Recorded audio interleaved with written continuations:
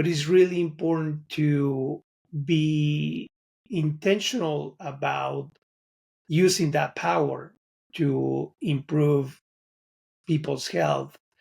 Because in some cases, I've seen that when we go about the traditional way of planning for communities, sometimes public health is not a priority in the plan. There's other things that become higher priorities, and typically economic development is sometimes more important than public health considerations.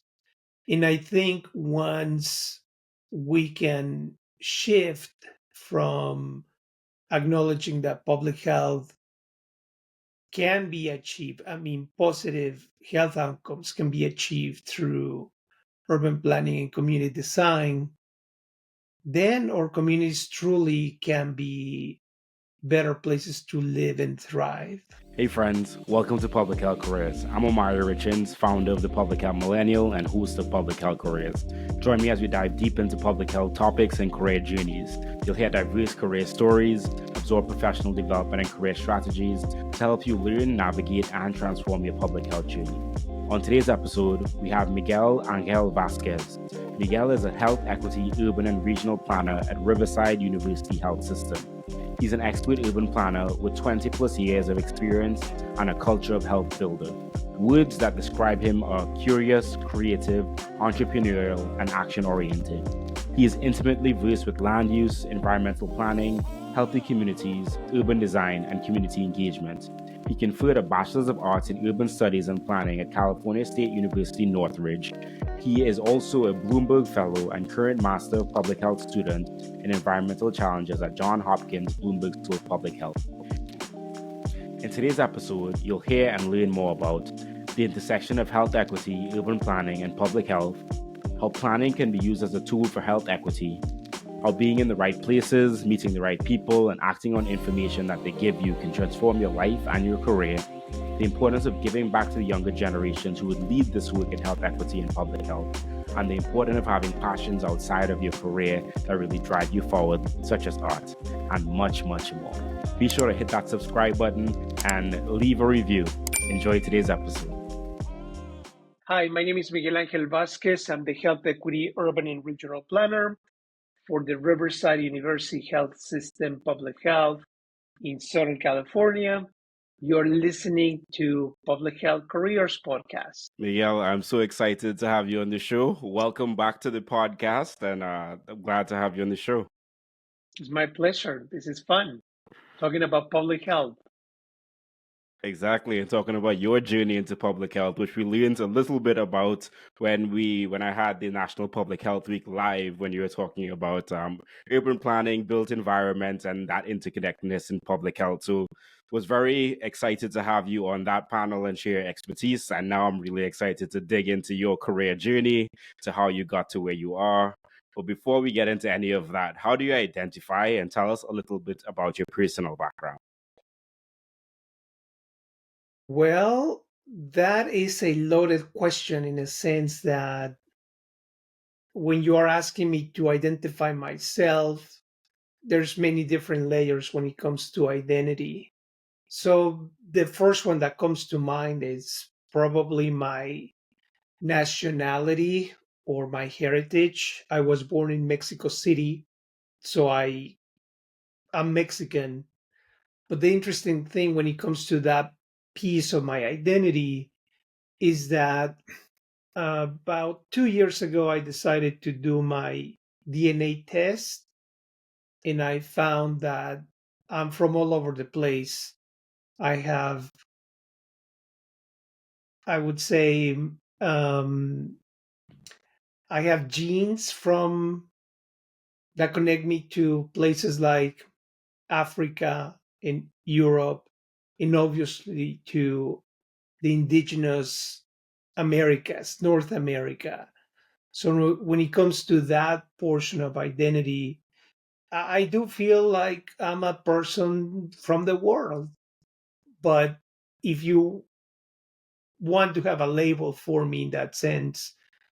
Mexican is the label, and I think that is what encapsulates quite a bit of who I am, because that's tied to my culture in how I've expressed that anywhere I go. I'm male. I'm straight. I'm a professional. Um, I don't know. I think there's also that idea that some pieces of my identity have evolved or have changed over time. So, for example, at some point I was single, and then I am married, and I have Mhm. two sons. So, so I'm a husband and a father. In those aspects of who I am also play out with how I view the world and how I go about in life as part of my identity. But if you want to know other layers, let me know which ones would you like me to explore. And I think those cover a lot, and I love the fact of like the identity change over time. And I was in a conversation a few weeks back and just sharing how Gens talking about multi-generational workforces, and when people label generations as Gen Z, or and like say, oh, Gen Zs are like this or like that, understanding that that is only one identity that people have, and one identity is not what we can base all of our assumptions upon a certain group of people. But love the idea also of the borderless world and being a citizen of the world, and just how how we are tied to so many different places, and how people have, or society has created these boundaries and these borders, and within that there's beauty, because there are like so many different cultures, but at the same point in time, just knowing that we are all one humankind, I think is beautiful to know. Yeah, and with the idea of the generations, I I fit within. I'm a Gen Xer, but the interesting thing is the fact that I think while we all may be labeled as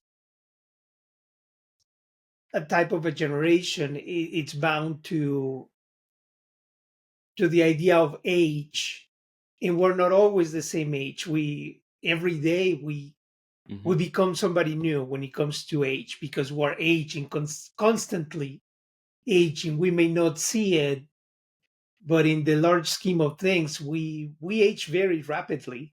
If we see ourselves in geologic time, is very short, the amount of time that we spend here on Earth. Could not agree with that anymore. And I think that's important, and it helps frame a lot of the work I think that we do in public health, and just like what is the impact that we can have while we are here on Earth. What are the populations and the issues that we want to focus on? And to that point, like to pivot a little bit, and I know that you are urban planning expert. So can you tell us a little about how can planning be used as a tool for health equity? Well, planning is a very complex profession and practice. And by virtue of that complexity, that profession and practice is very powerful in the sense that it can be used to improve health outcomes. But it's really important to be intentional about using that power to improve people's health, because in some cases I've seen that when we go about the traditional way of planning for communities, sometimes public health is not a priority in the plan. There's other things that become higher priorities, and typically economic development is sometimes more important than public health considerations. And I think once we can shift from acknowledging that public health can be achieved. I mean, positive health outcomes can be achieved through urban planning and community design. Then our communities truly can be better places to live and thrive. Absolutely, absolutely, and I think we can see this too often in the design of many cities, especially around the US, just how the incentive is more on what are the economic drivers that can be in the community as opposed to how can we make this community the healthiest for the residents that do live there. And to that point, what are some of the things that we should be thinking about when we are talking about the intersection of public health and built environments and urban planning and ensuring that there's equity centered there?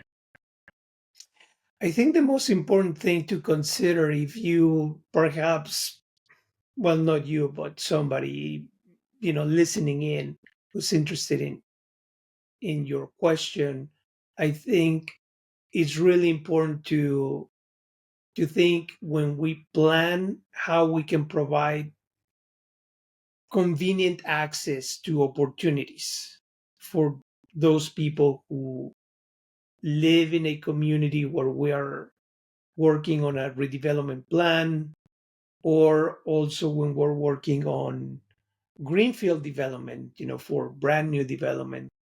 I think it's really important to identify how people are going to be able to get around from point A to point B. And certainly we need to define what is it that we mean by point A and point B. So is it point A, the place where you live, and point B, your place of employment, or it can be point A, again, the place where you live, and then point B could be something else like a school or a grocery store or a park, etc., etc. So when I think about planning, for instance, and I think in many respects, one of the first layers that are crucial in the profession is to think about the road system. In the roads are actually the ways in which we are able to get around in and get to our destinations. But when we start thinking more in terms of the means to get around, then the conversation is becomes a little different, because we can get around by car, or there may be public transportation, or we may need to get around by using a bicycle or even walking. So all of those pieces are really important to consider. But in the way that we have design, plan and design most of our cities in the United States, we see a pattern in which getting around by driving is the mode that we have decided to give priority to, at the expense of not necessarily taking into consideration other ways or other modes for people to, again, get access to opportunities. So it's really important to think about all modes, and make room for everybody to be able to get around in the way, any way they would want to traverse throughout their communities.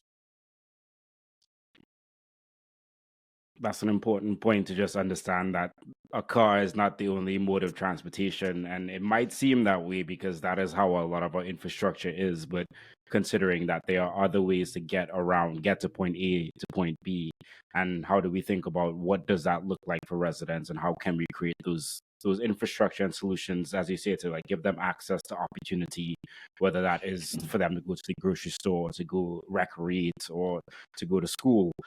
Just ensuring that the built environment does support them in doing that. So I appreciate you sharing that information with us.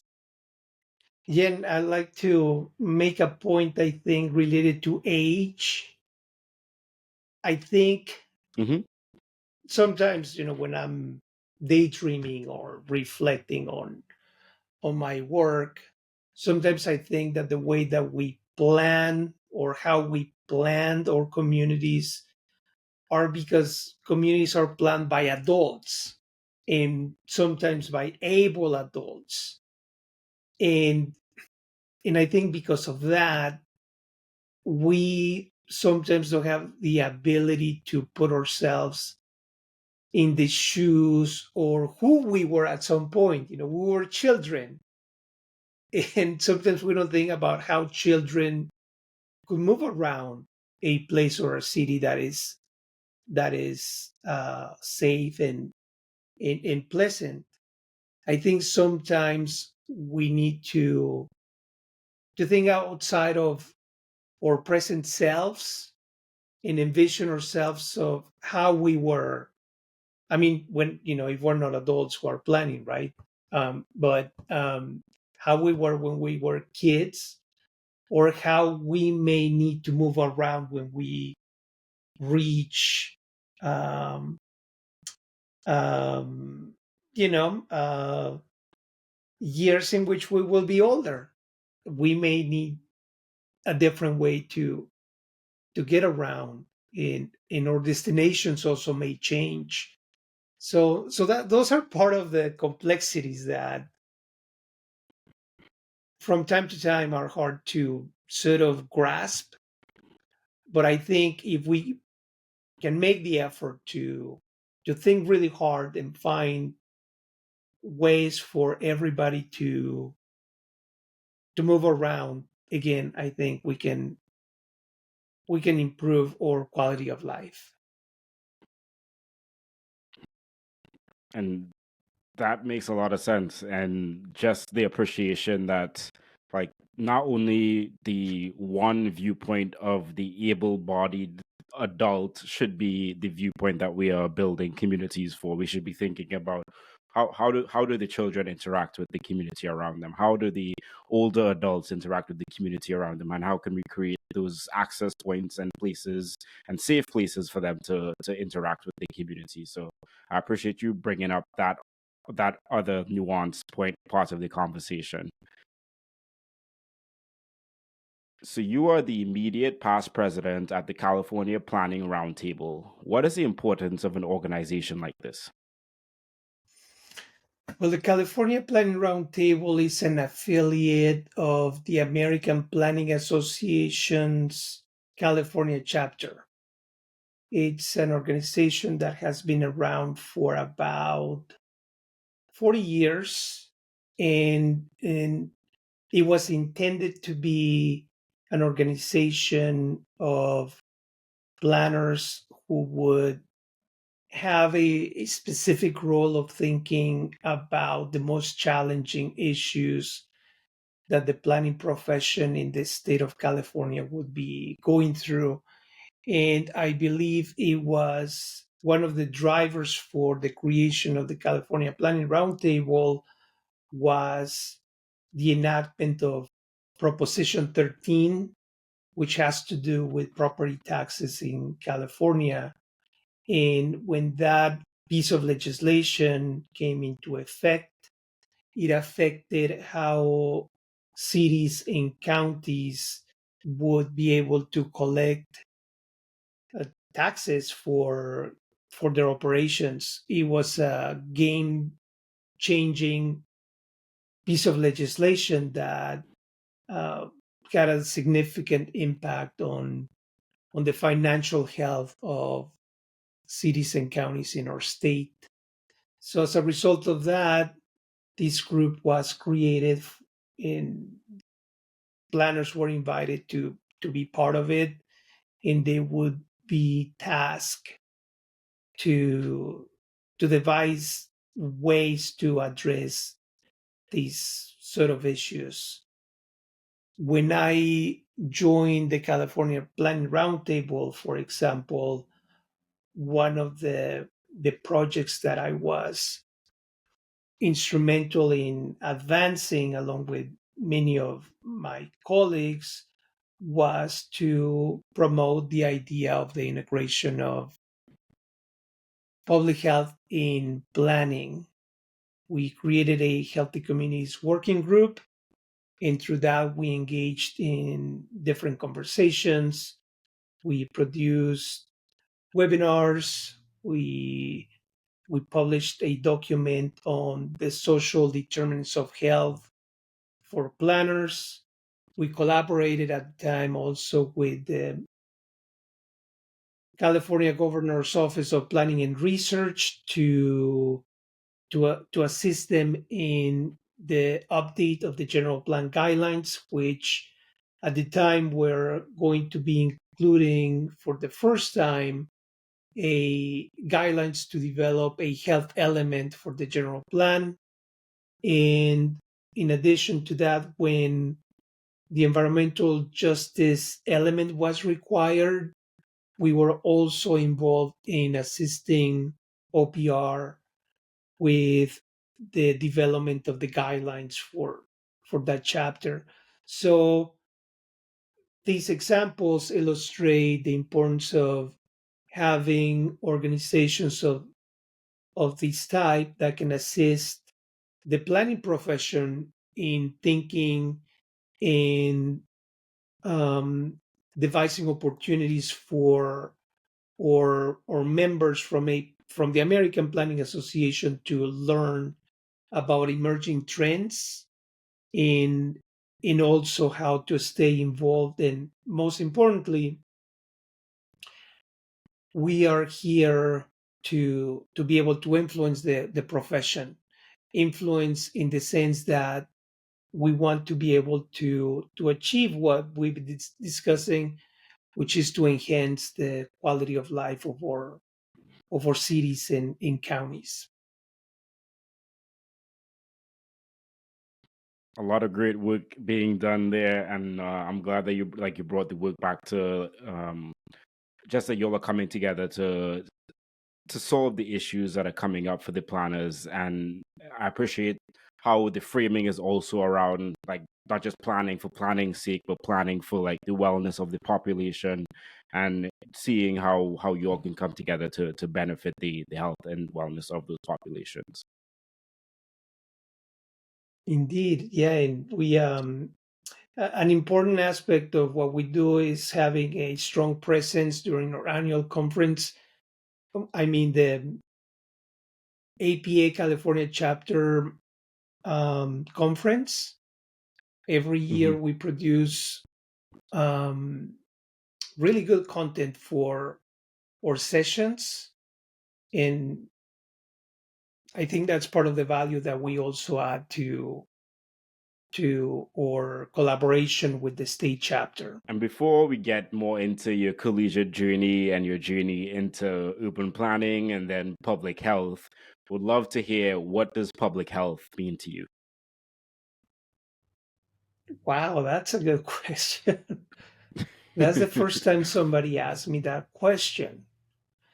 Well, I think some of the comments that I made previously can help to answer that question. And mainly, I would say that public health to me means having the opportunity to thrive. I think that's it. And and when I say that, it really means that public health can be a vehicle to achieve that. I found that public health, and when we think public health as a profession, for instance, public health is truly in tune with the ideas of improving people's health. And when I say people's health, to some extent, it's not necessarily just being free of diseases, but it also means having the ability to be joyful. And it doesn't mean that you have to be completely always feeling like you just attended an amazing and fun kind of party, but it just means that you can be free of stress. And I think that's what public health means to me, having that ability to stay stress free, because there's opportunities for you to access those things that you need to be able to thrive. Yeah, that's my definition. I should write it down sometime. Yeah, I can send you the recording so you can have it in video form as well. That's a great question. But that I should I maybe from now on I will have my elevator speech about what public health means to me. All thanks to you, I to, think to we you all for asking that question. Before we get back to the show, are you passionate about public health and looking to elevate your career, brand, and impact? Join the public health community today. Gain exclusive access to career boosting events, connect with like minded professionals, and stay ahead with the latest trends in public health. Plus, enjoy mentorship and career support to help you thrive. You'll even learn tips and tricks on how I grew my LinkedIn by 2,000 followers in the last 6 weeks. Sign up before the end of May to lock in your membership at the current rate before prices go up. Don't miss out on this opportunity to grow and connect. Join us at thephmillennial.com/join or in the link in the description and be part of our vibrant community dedicated to making a difference in public health. Let's build a stronger future together. Now back to the show. Yeah, my pleasure, my pleasure. And I think we should all have that elevator speech because to each of us, it means so many different things. But at the embodiment of it, it is how do we help communities, people thrive? How do we remove those stresses from them, give them opportunities and access? So I definitely appreciate your viewpoints as well. And going into your undergraduate journey, you got your Bachelor's of Arts in Urban Studies and Planning with an environmental planning emphasis and a minor in geography at California State University, Northridge. Did you tell us about the thought process? Did you start off as an urban studies and planning major, or how did all of that come up? Well, so I'm a product of the public education system, and I guess I can bring you back to my time when actually I started at a community college Mm-hmm. in Fullerton, California. I started first learning English because, as I mentioned, I was born in Mexico. So I had to take English classes to be able to eventually get on the path of getting a degree. So I started out there, and eventually, as life continued, I was able to transfer to Santa Monica College once I was serious about getting a degree. And I spent 2 years there. And during that time, I needed to decide what I wanted to study. I took a geography class and a geology class, and I discovered my affinity for places and people. So I decided to transfer as a geography major, and I was able to get accepted at Cal State Northridge. So my first year was in the geography department. In one of the courses that I took was human geography. In human geography was more in tune with not necessarily just places, but places and people. There was that connection, and that seemed really, palatable to me. That was the kind of thing that I wanted to study. I didn't know what I would be doing with that, but I wanted to learn more about it. And at the end, well, actually, at the beginning of my second year, which was my last year, I had a class with students from the Urban Studies and Planning program, which I didn't know the university had. I'd never heard of that before. But on the first day of that class, which was a quantitative geography class, I arrived earlier, and another student from the program arrived early too. And we started talking about, or paths. And whatever she told me about the kinds of things that she was studying in the Urban Studies and Planning program, it sort of, I don't know, magically made me switch majors. I decided there that whatever she was studying was exactly what I needed to study. So that same day, I went to switch majors in many of the courses that I had taken during the geography coursework. They qualified for the major in urban studies and planning, and that is because the two disciplines are very similar in a sense. You study Hmm. places and people. The difference between the two is that geographers are really good about explaining any kind of societal issues with maps. That's the sort of Hmm. the center of what they do. They use maps, and I love maps. In planners, they also use maps. They may not always be the ones generating the maps, but they use maps not only to understand societal phenomena, but they use maps to help make decisions about community needs or the future of communities, or how to rectify plans that didn't work.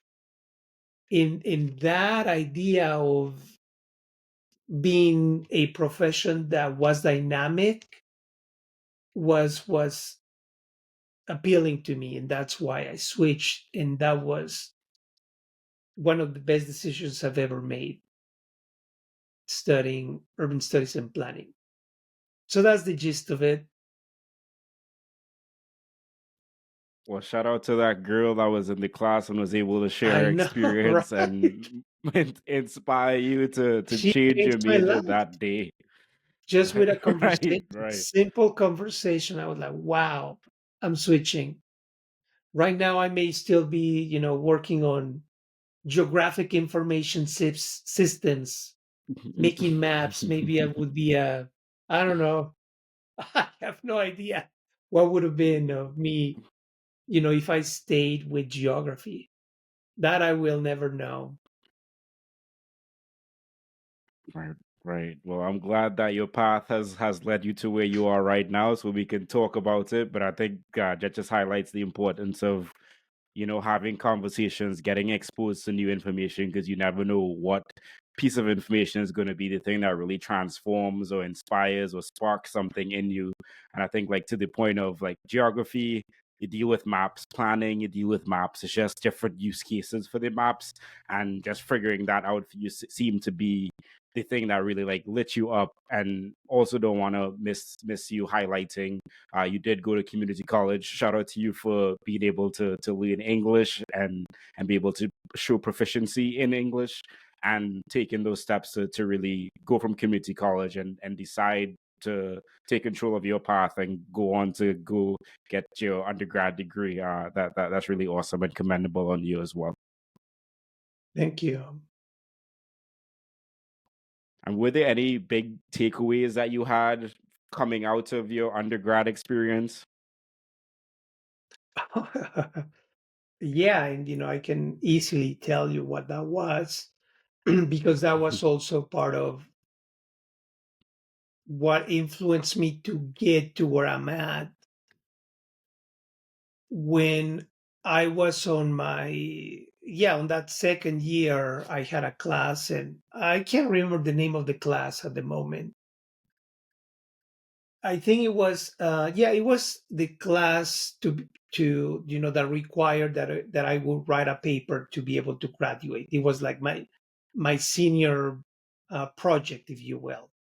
It was that class, and at the time, the department had received a gift from the American Planning Association's California chapter, and the gift was an archive of documents from the chapter that were given to the library at Cal State Northridge.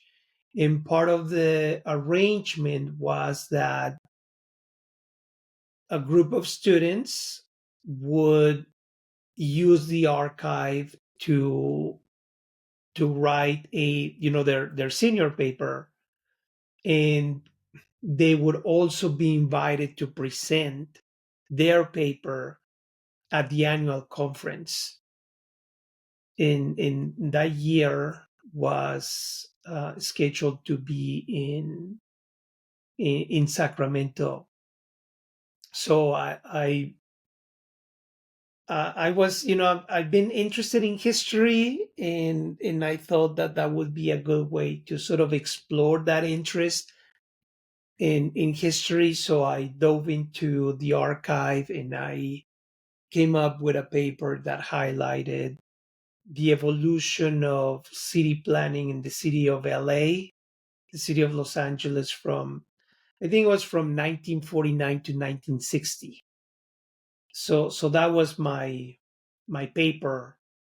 In the person who was instrumental in arranging this gift, the archives, the California Mhm. chapter archive to the university. Her name was Betty Crowley. So Betty Crowley was the person who made that happen. And I had the fortune to meet her the day when I went to present my student paper in Sacramento. And that was a very special moment because I had never gone to a conference before. I had no idea what that was. And I remember just going. I didn't go to the entire conference. I only went to present my paper. So at some point, I found myself in this conference room with all these professional planners, and I gave my presentation. And at the end of the presentation, Betty Crowley, who again I had never met before, she came to me and she graciously congratulated me for participating, for taking on the challenge of writing my paper based on the archives, because that really meant a lot to her. Because assembling the archive was a big task, and getting the Mhm. university to accept it was also a monumental task. So in a sense, I was a reflection of her own work. So I was a piece of her accomplishments, and I didn't know that. I learned that later on, years and years after. And she wrote me a letter after the conference, which I still treasure. I have it in a very special place. And she wrote to me again, congratulating me for the paper and the presentation. And she also encouraged me to get involved with the local section of the American Planning Association. That was her recommendation.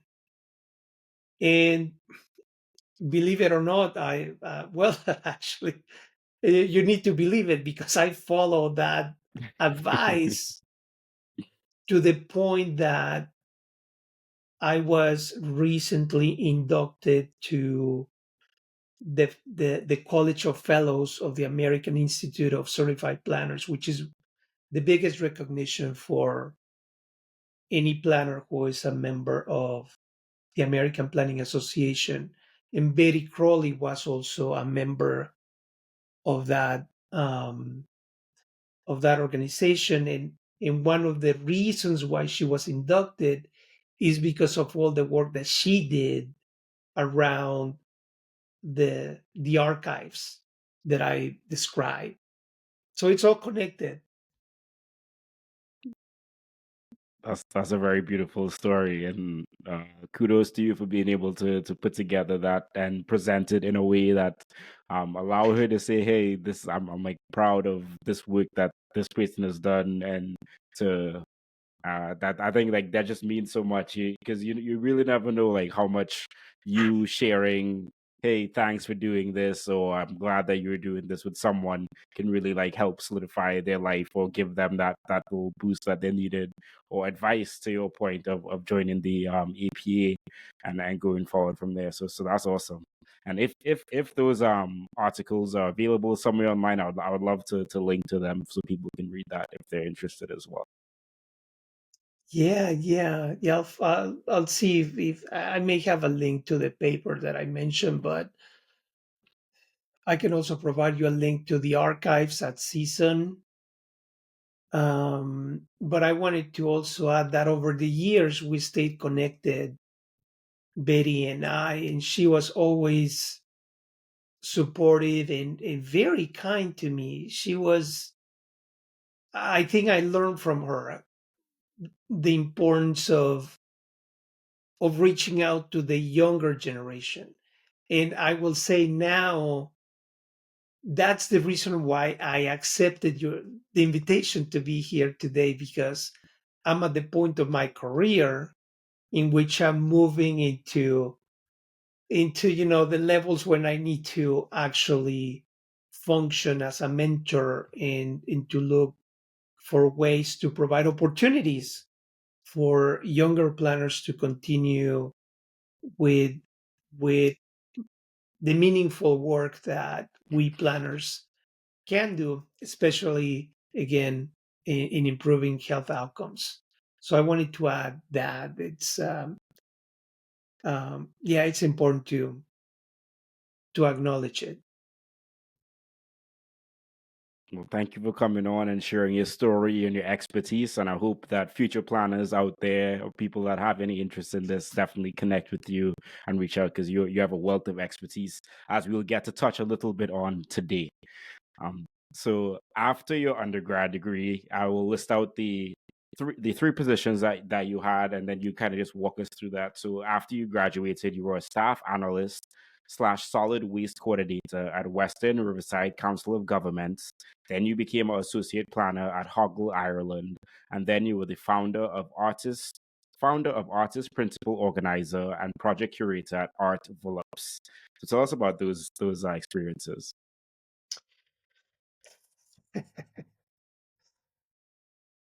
Let me see. So I was living in LA, right? And at the time I guess you could say, well, how do I describe this?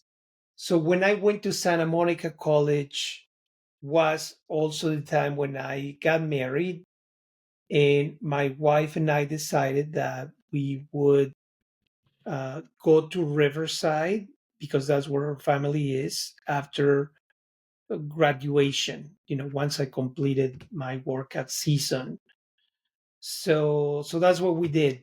So I came to Riverside in the first job that I had was with the County of Riverside Planning Department. I was there for about 10 days. And there's many reasons for which I moved on, but basically I got an offer with the Western Riverside Council of Governments as a waste coordinator. And one of the reasons for that is because the position of solid waste coordinator was related to another project that I did at Season, which was a GIS analysis of the location of landfills throughout the state of California. My goal was to analyze and see if landfills were located in communities of color.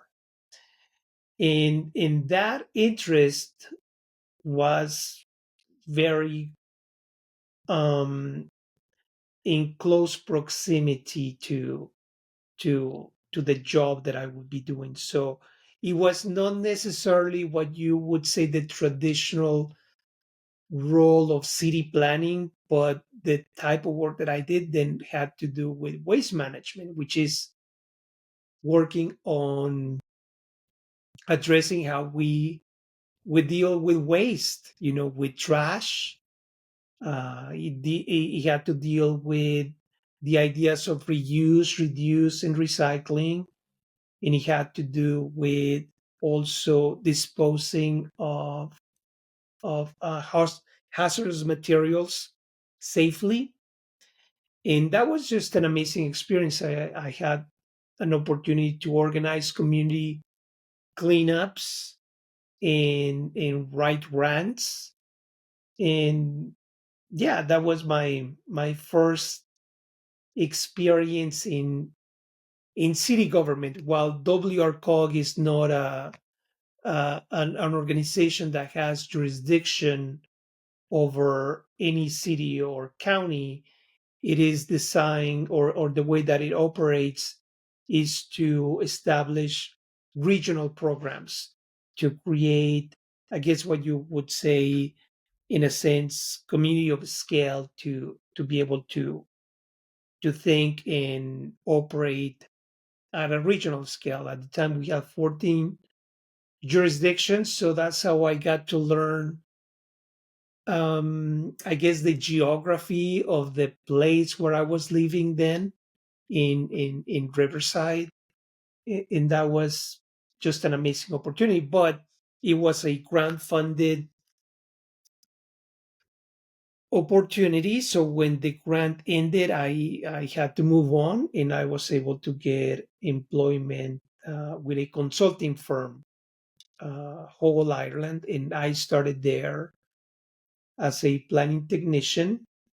I think I was there for about 5 or 6 years. I ended up providing planning consulting services for the County of Riverside Planning Department, and I was overseeing the entitlement of projects in the community of Menifee, which in 2010, I believe, became, it might have been 2008, I think, it became one of the newest cities in the state of California. So I worked through that transition between, um, transitioning between county government to city government. So that was also an interesting opportunity that not many planners get to do. But then that was 2008, and for those of you who were in I guess in the workforce, that in planning, that was one of the worst years because that was, the Great Recession, and that was tied to housing, and it was a domino effect. So there wasn't really any work for planners. So I got laid off, and I was out of work for about 5 months. And I would say by, yeah, combination of things, by persistence and a little bit of luck, I was able to get a position as a contract community planner for the US Marine Corps.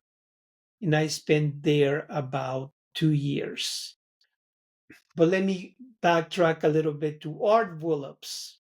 So I am also an artist. I'm a creative individual.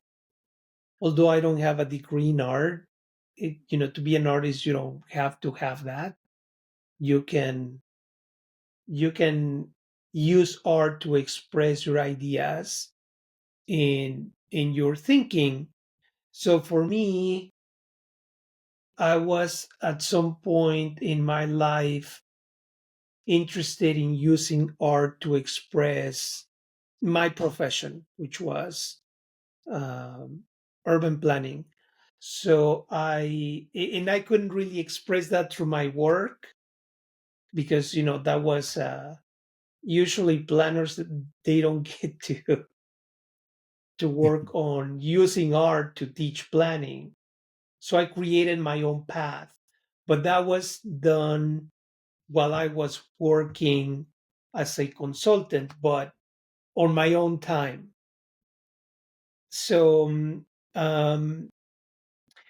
because I had met many amazing planners over the years, I have met all kinds of incredible people in planners, but I built relationships with some who were interested in the idea of using creativity in innovation to communicate what we do as planners. So I I put together that project that you mentioned, art art Vullops, with other colleagues who were tremendously giving and instrumental in making it happen.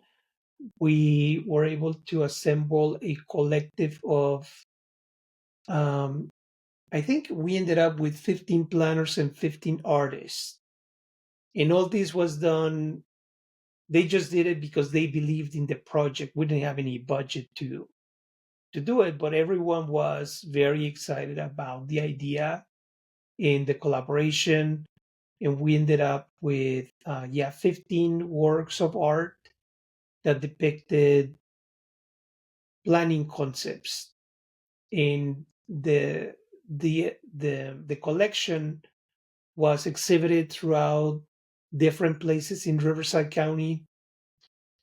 And obviously, we invited the community to attend, and we had conversations about what planning is and what planning can do.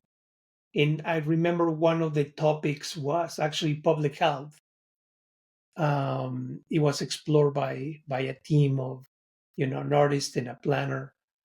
And at the end of the project, we donated the collection to the APA California chapter, and that was auctioned during the annual conference. And that was just an amazing experience. And as a matter of fact, somebody just recently sent me a text about it, and I'm thinking that I need to I need to resurrect that project. But anyway, that's a little bit about art develops. Oh, and that means it's a really cumbersome name, but that was just the best I could come up with at the time. So art develops stands for art as a vehicle to understand land use planning and sustainability. And this was way before we started seeing the real implications of climate change. Obviously, we were discussing those issues back then in 2010, 2011, but it was driven more around sustainability. And now, if you hear about the kinds of conversations we're having, they're now more about resilience. It's like, you know what? It's going to get hot. You know what? Sea level rise is happening.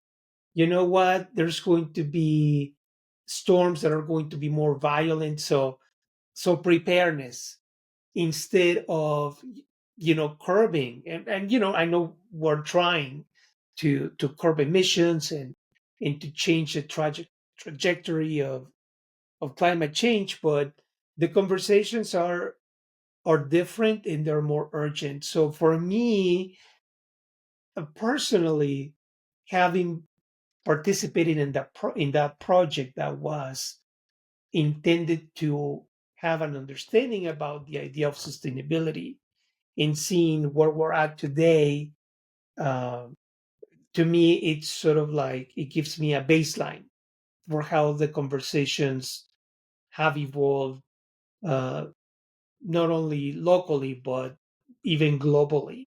this. I love that you're taking art, which is, I guess, like you being an artist is another part of your identity, and bringing it Yes, back into yes. your urban planning work and really incorporating that. And I think like that is what we need more of, because it is these kinds of ways that we are able to share more about the more information with the public, that okay, this is how we do our work, this is the impact that it has, and not just in a kind of like presentation way, but in a playful sort of way that really like helps us to better explain what we do and the importance of it. So I'm glad that you're able to do that as well. Yeah, yeah, And those were you mentioned fun times. uh-huh. And you mentioned this was while you were consulting, you lost your job because during the great recession, and then I think you said 5 months in, you're able to get another job as a consultant or a contractor for the U.S. Marine Corps. So tell us more about that progression up until you became a fellow at the California Leadership Academy for the public's health. Yeah, so basically I was fortunate enough to get a position as a contract community planner for the Marine Corps. And my assignment was at the base in 29 Palms, California, which is near Joshua Tree, the national park. And that was just an amazing experience. It was an eye opener because number one, I didn't know that. I really had no idea that the military, plan things, but they do. If you think about it, one of the reasons why we have the highway system is because it was intended to be used to transport equipment in an efficient manner, as a way to prevent not being ready in the case of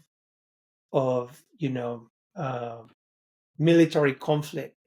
So yes, the military, is involved in planning, in their bases. They have to be planned because people live there. So I was there to assist in the development of a master plan for um, for where the Marines live and their families. They also live there. So that master plan was intended to look at one of the most well, what would be the word? One of the buildable places at the base, because it's all desert terrain, and a lot of the a great portion of the base is for training. So the plan was mainly for where people lived in congregated outside of their training. So that was the experience in a nutshell. But during that time, um, I got an email from somebody I had worked with from the county of Riverside Planning Department. She indicated that they were looking for someone to be part of a new initiative that they were working on, which was a grant driven project that was going to be done throughout a period of 10 years. So they were looking for people, and they thought that I should apply. And so I applied, and the role was, at the end of the day, was to work with the public health department of Riverside, California, of the county, which is where I'm at. So that's how I started um, here in the Department of Public Health through that opportunity. And the opportunity really was being part of the team of the Building Healthy Communities initiative, which was funded by the California Endowment. And the initiative was intended to improve the quality of life of 14 of the most disadvantaged communities in the state. In Riverside County, submitted an application for one cluster of communities in the eastern Coachella Valley that includes the community of Mecca, the community of Thermal, and the community of North Shore, which are at the far southeast of Riverside County at the edge of the Salton Sea. So in the city of Coachella. And our role at the Department of Public Health was to lead the community engagement process um, as part of the city of Coachella's general plan update. They were including for the first time a health and wellness element into their general plan or master plan. So that was my role there. And through that program, which lasted about 10 years, there were many opportunities for grantees to participate in different leadership development opportunities.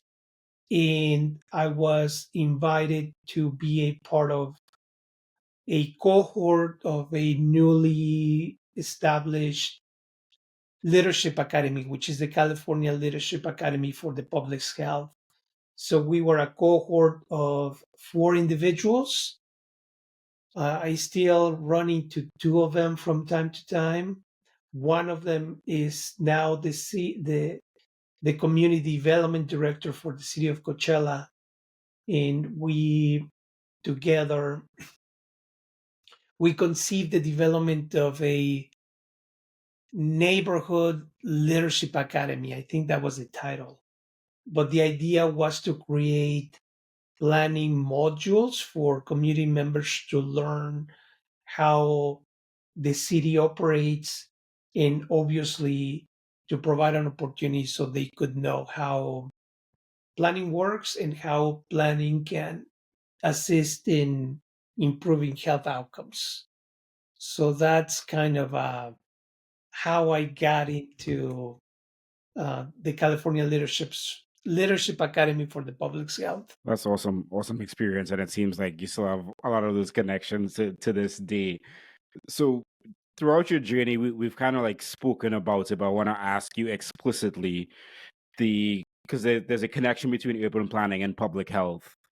When during your urban planning journey did you realize or recognize that there was this thing, public health? Was it early on when you were completing your bachelor's, or did that come up later on in your journey?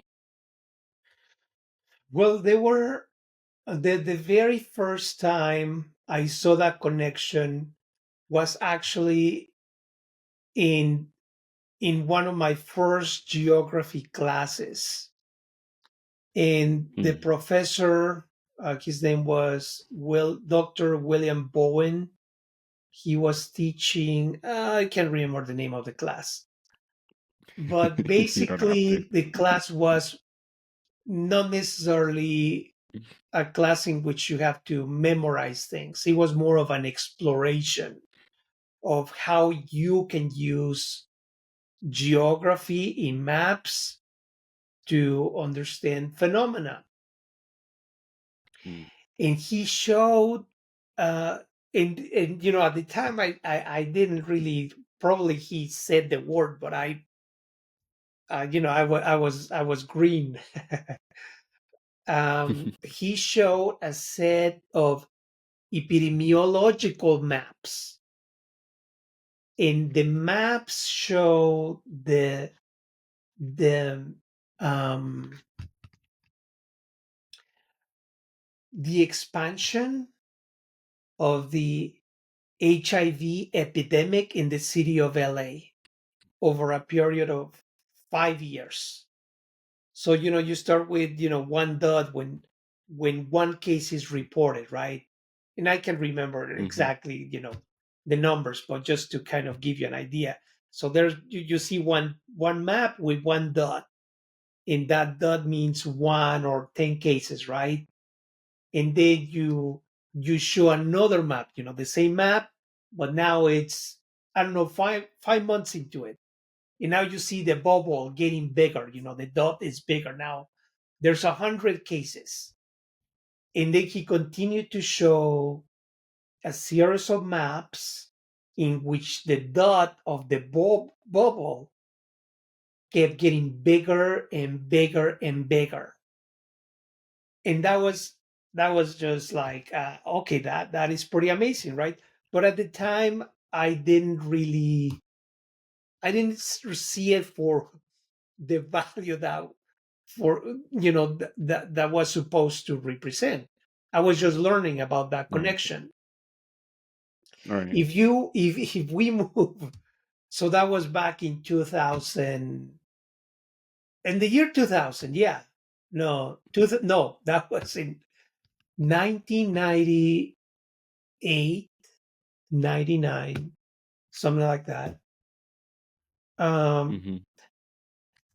if you were able to see myself there in that classroom looking at these maps, I would have never guessed that, today, or well, let's just say in 2020, I was going to be looking at very similar maps. But Mm. the maps were not going to be about HIV. They were going to be about COVID-19. I mean, that to me is just like, wow. I learned this, at the very beginning of my career. So my point is that I didn't know that I was going to be able to remember that day, because now Mm. I work in public health and I work with epidemiologists, and that was my very first exposure to public health. But if I go back to community college, for instance, my very first class with native speakers was a nutrition class, and that is public health. So yeah, that was probably the very first one, but the one that kind of made an impact now in the hindsight was that moment or that class when I saw those HIV maps at Cal State Northridge. And I mentioned that I have this great interest on people and places. So I don't know, because of that sort of leaning, when I reviewed projects at the county, when I was reviewing entitlement applications, I would always ask questions that had to do with, I guess, quality of life. I would ask these developers, Mm. well, why is it that you're not putting any amenities? Or why is it that you are putting just um, very few trees? So I was asking questions to ensure that whatever they were proposing was going to be the best project that Riverside County could have as a result of their proposals. And from time to time, I will get in a little bit in trouble, because I would be asking developers to provide more, above and beyond. But that's part of how you learn how to negotiate. And I have wins. Sometimes I wouldn't get my way, but I think as a result of envisioning how people were going to be occupying the space, was I guess was in alignment with staff from the public health department, who at the time started to come to our uh, um, design review meetings, and they would, I guess, my approach aligned with the things that they saw as important in development review processes. And I think that was kind of my second sort of maybe encounter with public health, but not necessarily explicit. I think it was more about the validation from the public health department staff that they appreciated the questions that I was asking and the kinds of things that I wanted to, the kinds of deliverables that I was looking for. So that was yeah, those are probably the moments when I was like, okay, so yeah, public health is real and it's important in the profession. And obviously once I started working for public health, I went through significant training, um, public health training that helped me reveal that connection between planning and health. That was my task into the day. That continues to be my mission, to work on the intersection of public health and planning. Love picking up on the stories that you're telling and just like reflecting on that, like never knowing that looking at the HIV map that you'd be looking at a very similarly COVID-19 map years later, and just showing like the profoundness of those maps, and just how like important it is to have perspective and how that frames how we understand and take in things. And I think you also mentioned that you were in a human geology class, which sounds a lot like sociology to me. So I could imagine that there were all these different threads of public health coming up while you're doing your work. So you currently work at the Riverside University Health System. I believe you started off as a healthy communities planner, and you're currently the health equity urban and regional planner. Tell us about coming into the work as a healthy communities planner and then what you do currently. Yeah, so oh boy, so what is funny, or the reason why I kind of laugh a little bit, is because my when I started at the county public health department, they couldn't figure out how to hire me because they don't have, it's not part of the people they hire. So there was this debate, once they said, okay, yeah, we want to hire you, how do we bring you in? And they decided to keep me on the planning sort of definition. So I was hired as a planner 3, which is, um, if you want to put it into other, those numbers, a planner 3 is in between uh, an associate and a senior planner. So that was my official title, right? But I asked my boss, well, I suggested to my boss that we should give me a title that would reflect the type of work that I would do. And I Mhm. suggested that I should be a healthy communities planner. So technically, I invented my own title for that. And yeah, he said, yes, yeah, that makes sense. Nobody cares if you are a planner 3, 3.5, whatever. That's, he understood.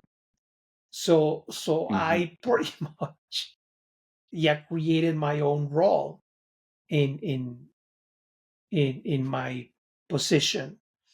And then when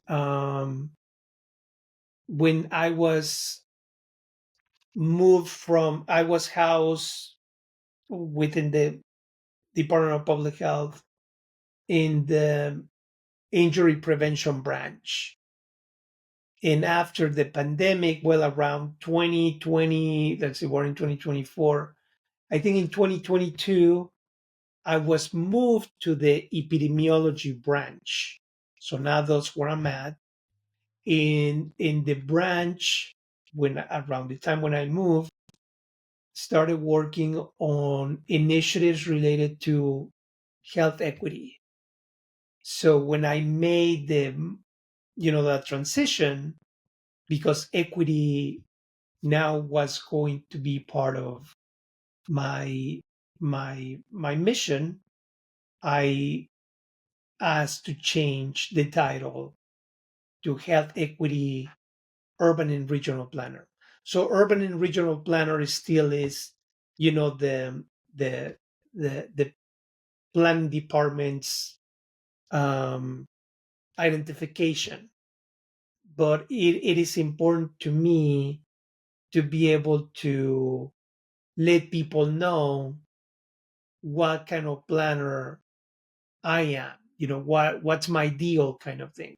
If I said to you, oh, I'm an urban and regional planner, it's like, okay, so what does that mean, right? But if I say to you, I'm a health equity urban and regional planner, it becomes more specific. It's about health, it's about equity, and it's about working on a regional scale. So that's kind of the story behind that, or those titles. I don't know what I'll be I tomorrow. appreciate you sharing.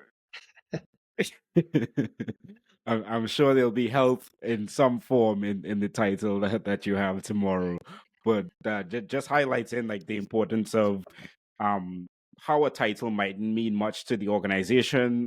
To your point, is like regional planner two versus whatever it is, but on the outside looking in or describing the work or just thinking about whatever your next step in your career might be, like thinking how can I have a title that reflects the work that I'm doing more so, as well as like shares that role from just the title to the community and to the people that I'm working with. And that's awesome that you were able to get into this kind of work and really like work alongside public health people, now becoming a public health person and doing a lot of this public health work while also incorporating the regional planning and urban planning aspects of it as well. Hmm. So you're currently a Master's of Public Health student in environmental challenges at Johns Hopkins Bloomberg School of Public Health. Tell us about that thought process and what have you been learning? Yes. So that's another one that is kind of interesting in the sense that when I was at Northridge, I had a professor who was teaching a class named or entitled The Planning Idea. His name was Dave.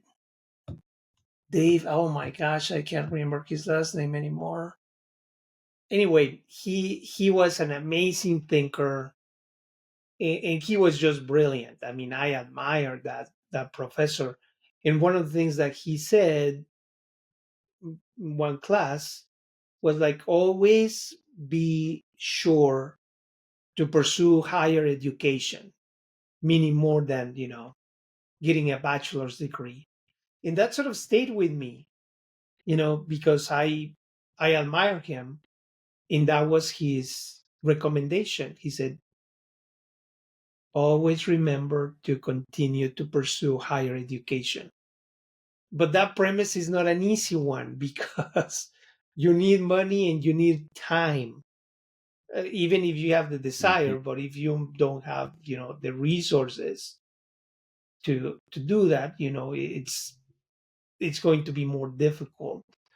So over the years, I've always wanted to get a master's degree, but again, there's different variables. The time was the timing was not always right until recently, actually until about a year and a half ago when I applied to the program. And the reason, well, my main reason for applying, well, there's many reasons, but the main reason is because I always had this desire to get a master's, right? I didn't want to get a master's in planning. And because I've been embedded in public health for over a decade, and many of the people I work with, young people, they're always, you always hear about somebody getting a master's. And I was like, oh, that is super cool. One day I should do it. And I would just keep thinking, I should do it, I should do it, I should do it. So my point to that is that young people inspire me. In addition to the professor that I mentioned, but a lot of young people who have pursued a master's in public health, they have inspired me. Colleagues from work, and this opportunity came about. And the way that it came about was because, well, okay, I'm going to make the story short. I'm going to try to make it short. During the pandemic in 2020, I organized a project called FEEL, which stands for Planning for Health Equity, Advocacy, and Leadership. And I will send you a link to that. There's a little bit of a long story with that, but one of the people who participated in the project was Dr. Megan Ladshaw from Johns Hopkins University. And I think I don't remember exactly how I connected with Dr. Ladshaw, but I think I started going to some meetings with their environmental health working group at APHA years ago. And when I was working on this project, for whatever reason, I reached out to her, and she was involved during maybe around the time when we were wrapping up the the project. She posted an announcement for everyone about this opportunity for anyone interested in getting a master's in public health or a DRPH at Johns Hopkins University through this fairly new initiative, which is the Bloomberg American Health Initiative. In that program was designed mainly for working professionals, and it involves a full scholarship to get a higher education degree in public health. So I thought, okay, that's really cool, right? But I never really considered it initially until the following year. I don't know what, I don't remember exactly what happened, but I went to check out the website, and I thought, you know what, I'm going to apply. The worst that can happen is they say no, but I'm going to go for it because Right. this may be the last train. If I don't do it now, if I don't jump in now, probably I'm never going to take that, you know, chance, if you will, to pursue that dream. And and I waited all my circumstances, and obviously now I have more time because my boys are older, so they require a different kind of attention. It's not as demanding as when they were kids, and I wouldn't have to get a loan to get the degree. So those were two big sort of variables that were I guess not necessarily resolved, but that wouldn't create that hardship that I mentioned earlier when I wouldn't have the resources. So I applied and got in, and um And I think in the next 2 weeks I would be 1 year into the program. Probably I have another year and a half ish to complete the Hmm. program. But so far it's been amazing. It's not an easy it's not an easy thing to do, but I love every minute, every second. Except when the classes are really hard, I'm like, oh my gosh. I I took a class on human physiology that Hmm. was way too hard for me, and I had to withdraw that class.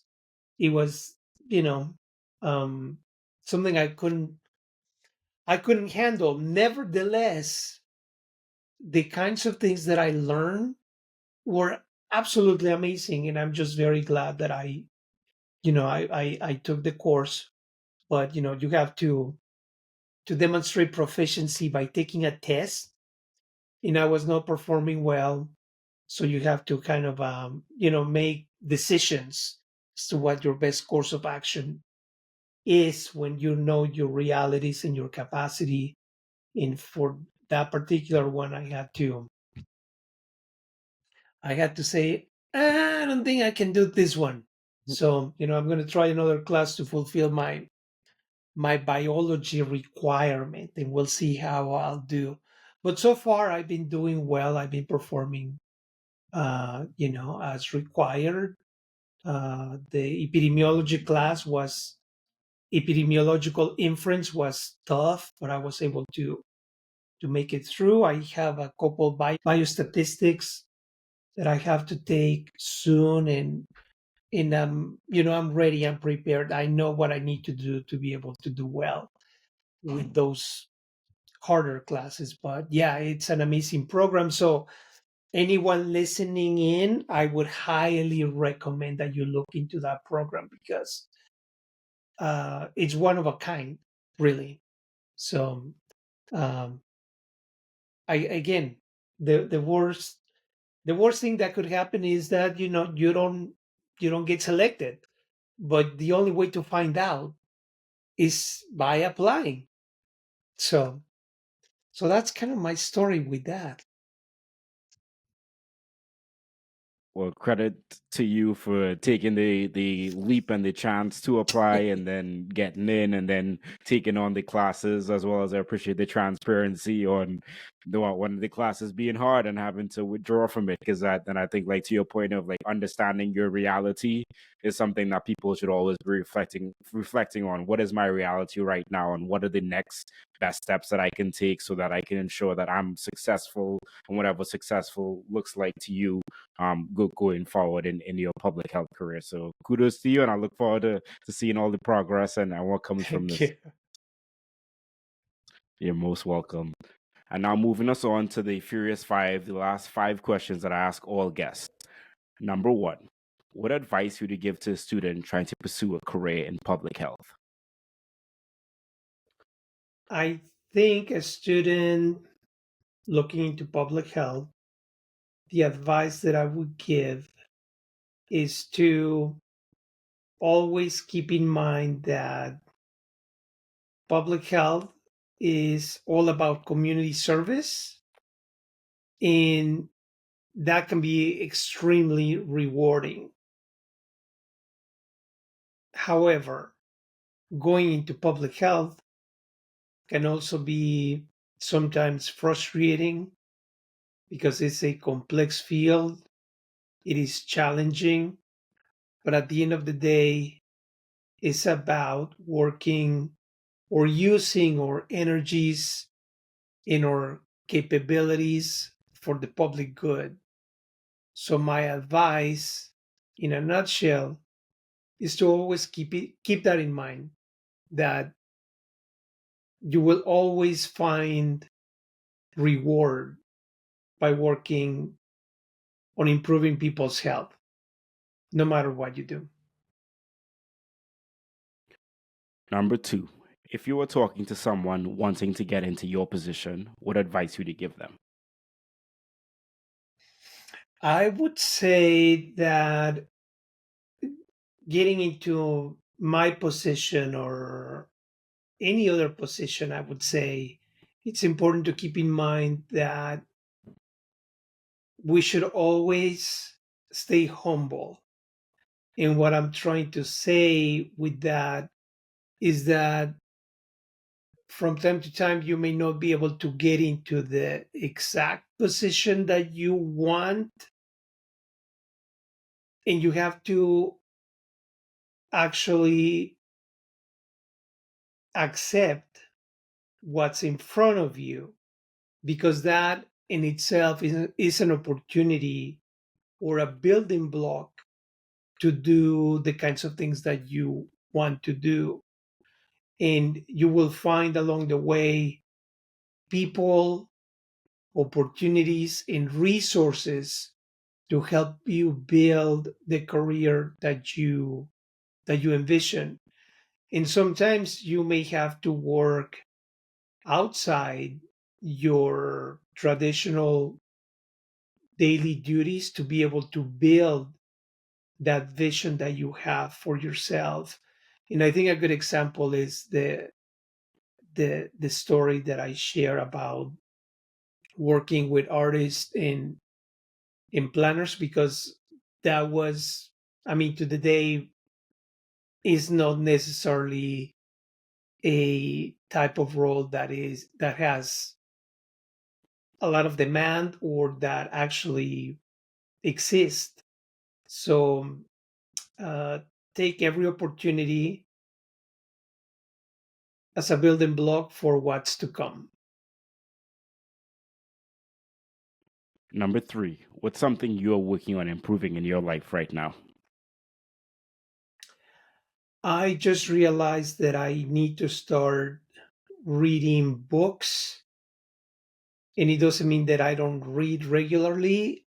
I constantly read every day, but I do it for work or for school. And I think it's important. I just realized last night that I actually enjoy reading a book for just for pleasure.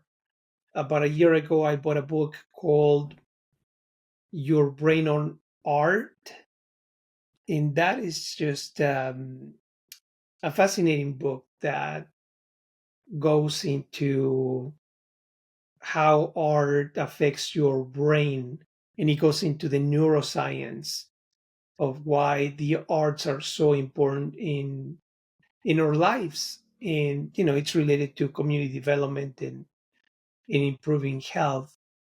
But that's not the kind of reading that I would necessarily find again through my work or in school. So I just realized that I need to start finding more literature like that actually I can enjoy. And reading is a good way to continue to grow. So that's my current endeavor to continue to improve myself.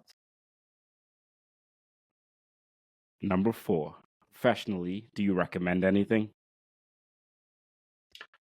Professionally, what I would recommend is to train yourself to ask the right questions. You don't have to be an expert on anything when you engage in any conversation with anyone, including experts.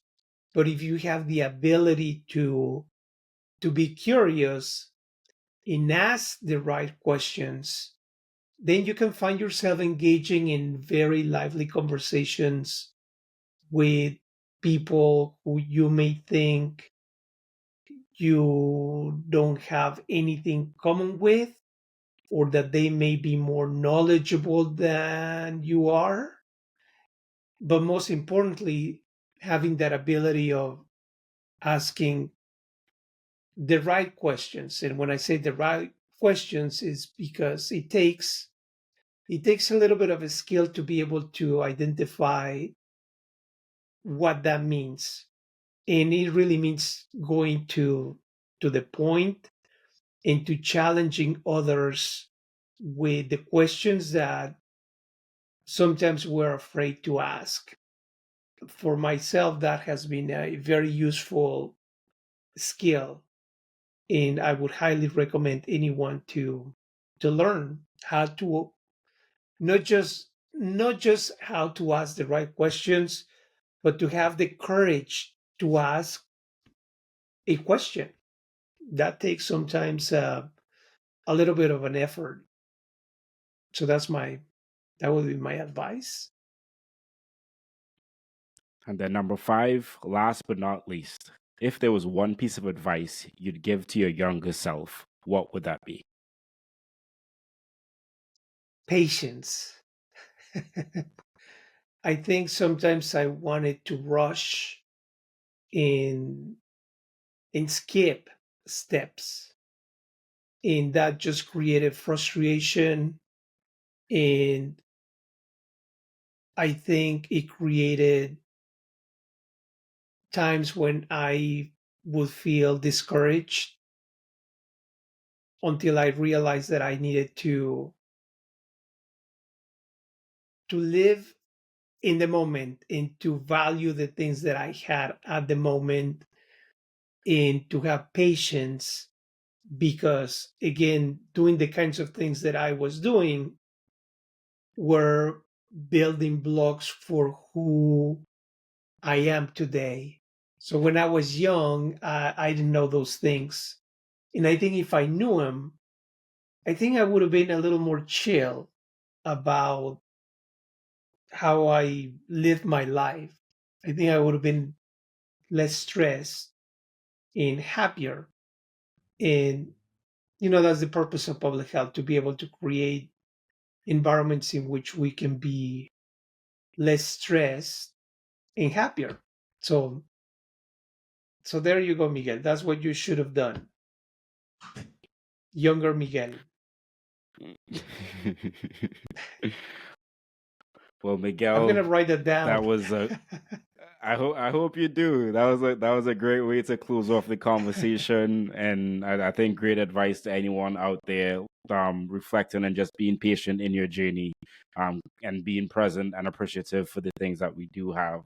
And I appreciate you coming on today and sharing your story, sharing your insights, and sharing the stories within your story, because they were all very fascinating, and I learned a lot today. So I appreciate you a lot.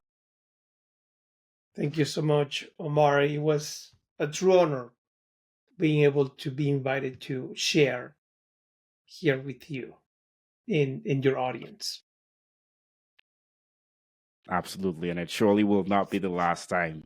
So, housekeeping items, everyone. Thank you all so much for watching or listening to this. Be sure to subscribe if you have not as yet. Leave a like, leave a review, and share it with a friend. I will see you all next week. Bye, everyone.